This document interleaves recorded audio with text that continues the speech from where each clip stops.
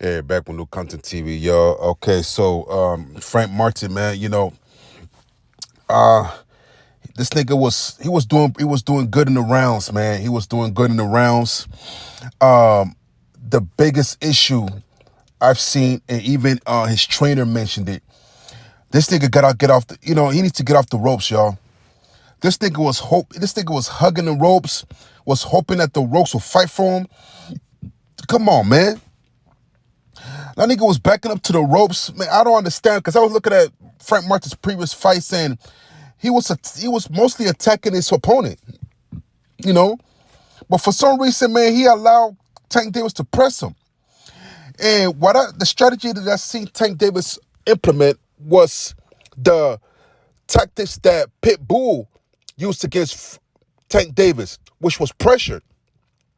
Pitbull was pressuring Tank Davis, throwing haymakers and all that, was backing up Tank Davis all night. Made it look like Pitbull actually won the fight, which could have went either way.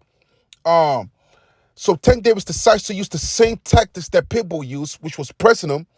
You know what I mean? And Frank Davis didn't have a game plan for that. He just kept backing up to the ropes.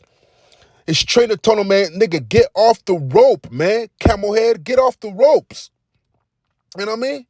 This nigga hugging the rope, man. He got his arm around the ropes. He talking to the ropes. He hoping the ropes come alive to fight for him and all that.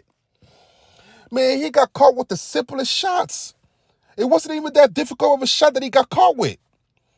He got caught with basic boxing jabs. You know what I mean? He said that he didn't see it. Man, man, whatever. Listen, man, I'm disappointed because not that I was going, I was hoping that the underdog would, would stun the night.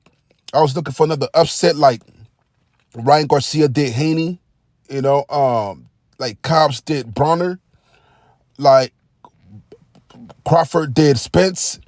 I was looking for that type of moment, that type of vibe, that type of electrical, type of atmosphere right there. That would have erupted the whole building. Everybody would have been crazy, man. You know what I mean? If Frank Davis would have stuck to what the trainers was telling this nigga, man. You know what I mean? I respected this nigga going to the fight because he was calm and collected. You know what I mean? He didn't talk a lot of trash. You know what I mean? You could tell, like in a street fight, he would get with Tank Davis because he was picking him up by the legs. He picked up Tank Davis easily. We know that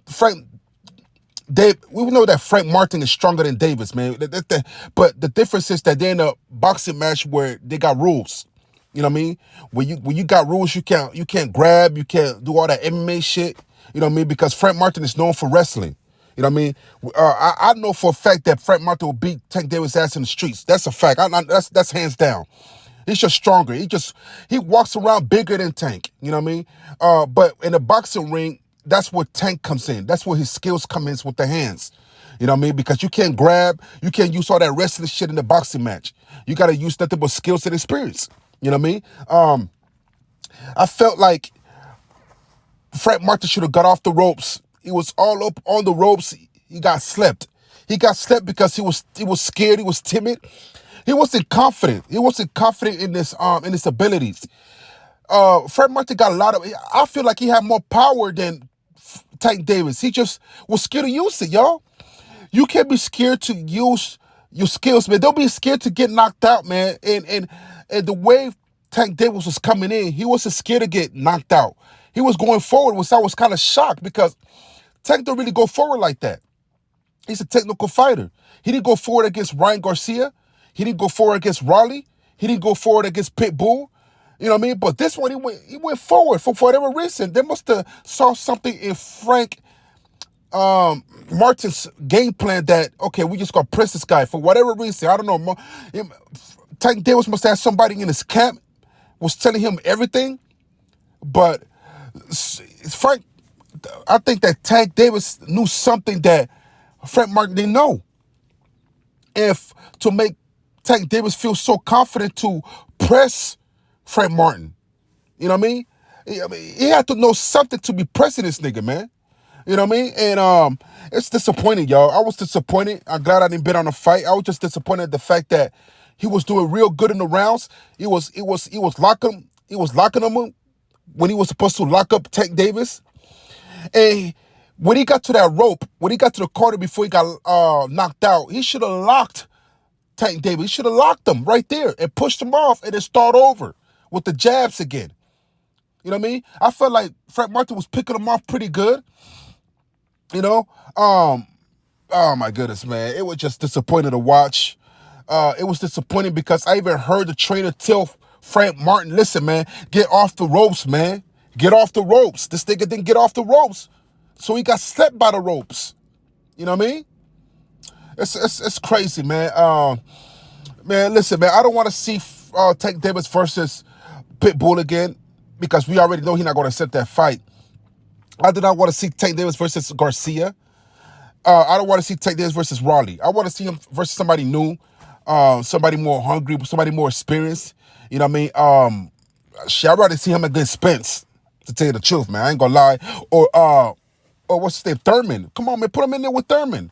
Put him in there with Pacquiao, man. I think that Tank Davis' skills is up to par with Spence, Pacquiao, Thurman.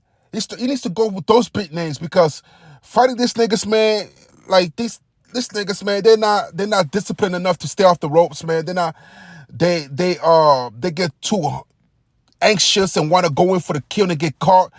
I want him to go against experienced boxers like Pacquiao, Thurman, Spence. You know what I mean? I'm pretty sure they can make that weight. I'm pretty sure Thurman can make that weight. Pacquiao can make that weight. The thing is, can Tank Davis accept the fight? Would he accept the fight against Pacquiao, Thurman, and Spence? Would he accept it? We don't know. But I don't want to see him fight against these other clowns, man. You know what I mean? Because this nigga say they're not. I don't think they're paying attention to the trainer, to the coach. They just in the ring doing what they want to do. You know what I mean? Tank Davis is actually listening to his coach because his coach told him to me to keep pressing the nigga, and that's what Tank Davis did. He kept pressing the nigga. Frank Martin's coach told him to stay off the ropes. What'd he do? He got all over the ropes and got knocked out at the ropes. Come on, man.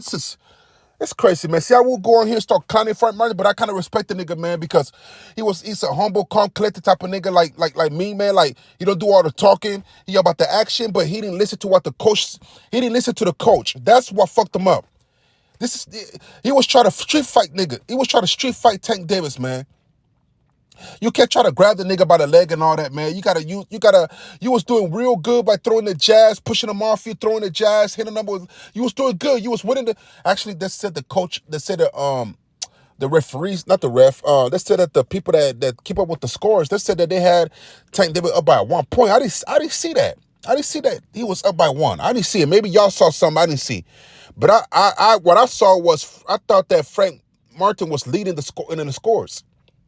Because even Tank Davis' coach was like, man, you gotta win 7, 8, 9, 10, 11, 12. You gotta win those.